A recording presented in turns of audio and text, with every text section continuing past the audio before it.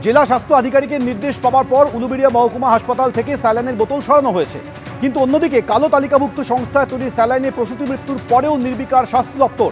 রাজ্যের বহু সরকারি মেডিকেল কলেজে এখনও পশ্চিমবঙ্গ ফার্মাসিউটিক্যালে স্যালাইনে ব্যবহার করা হচ্ছে বলে অভিযোগ উঠছে। কালো তালিকাভুক্ত এই সংস্থার তৈরি স্যালাইন বহাল তবিয়তে সরকারি হাসপাতালে চলছে বলে অভিযোগ। একাধিক মেডিকেল কলেজ কলকাতায় রয়েছে যেখানে এই স্যালাইনের ব্যবহার করা হচ্ছে বলে অভিযোগ উঠছে। সমস্ত হাসপাতালকে গত 7 তারিখ সরকার নোটিশ পাঠানোর পরেও স্যালাইনের স্টক ক্লিয়ারেন্স হচ্ছে। প্রসূতি বিভাগে দেদার ব্যবহৃত হচ্ছে পশ্চিমবঙ্গ ফার্মাসিউটিক্যালসের রিঙ্গাল ল্যাকটেট স্যালাইন। ওটিতে প্রসূতিদের অস্ত্রোপচারে ব্যবহৃত হচ্ছে পশ্চিমবঙ্গ ফার্মাসিউটিক্যালসের তৈরি এই স্যালাইন। এবিপি আনন্দে খবর সম্প্রচারের পর পশ্চিমবঙ্গ ফার্মাসিউটিক্যালসের 10টি ওষুধের ব্যবহার বন্ধ করেছে আরজিকর হাসপাতাল কর্তৃপক্ষ। আরেকবার জানাবো, ইতিমধ্যে আমরা এই খবর সম্প্রচার করেছিলাম, আর এবিপি আনন্দে এই খবর সম্প্রচারের পর পশ্চিমবঙ্গ ফার্মাসিউটিক্যালসের 10টি ওষুধের ব্যবহারও বন্ধ করেছে আরজিকর হাসপাতাল কর্তৃপক্ষ। আর যে মেডিকেল কলেজগুলিতে এই কালো তালিকাভুক্ত সংস্থার স্যালাইন ব্যবহার করা হচ্ছে তার মধ্যে একটি মেডিকেল কলেজ আরজিকর বলে জানা যাচ্ছে।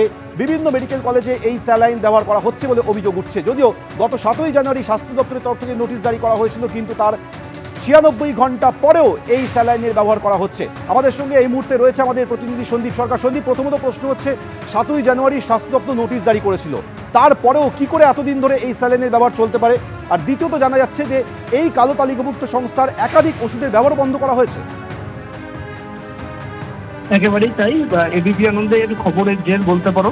এবিপি আনন্দের এই খবর সম্প্রচার হবার পরে আরজিকর মেডিকেল কলেজ হাসপাতালে এই যে সংস্থা নিষিদ্ধ করা হয়েছে সেই নিষিদ্ধ হয়ে যাওয়া সংস্থার ওষুধ ব্যবহার করা হচ্ছে। আজকের তারিখেও বিভিন্ন ওয়ার্ডে ওয়ার্ডে এই খবর সম্প্রচারের পর নড়ে চড়ে বসেছে আরজিকর মেডিকেল কলেজ কর্তৃপক্ষ, এবং তারা তড়িঘড়ি একটি অর্ডার বের করেছেন। যে অর্ডারে তারা উল্লেখ করেছেন যে ওই সংস্থা অর্থাৎ পশ্চিমবঙ্গ ফার্মাসিউটিক্যাল সংস্থার যে সমস্ত ওষুধ আরজিকর মেডিকেল কলেজ হাসপাতালে সরবরাহ করা হয় সেই ওষুধগুলির ব্যবহার করতে নিষেধ করা হয়েছে সমস্ত বিভাগীয় প্রধানকে। আরজিকর মেডিকেল কলেজ হাসপাতালের সমস্ত বিভাগীয় প্রধানকে নির্দেশ দেওয়া হয়েছে যে এই ওষুধ যে 10টি ওষুধ ওই সংস্থার থেকে আরজিকর মেডিকেল কলেজ হাসপাতালে সরবরাহ করা হয়ে থাকে, এখন ওই ওষুধগুলি ব্যবহার করা যাবে না, এবং যতদিন না পর্যন্ত সরকারের তরফে কোনো সিদ্ধান্ত হচ্ছে ততদিন পর্যন্ত ন্যায্য মূল্যের ওষুধের দোকান থেকে ওষুধ কিনে রোগীদের দিতে হবে। অর্থাৎ এই ওষুধগুলি ওই পশ্চিমবঙ্গ ফার্মাসিউটিক্যালসের ওষুধ, সেগুলি আর ব্যবহার করা যাবে না।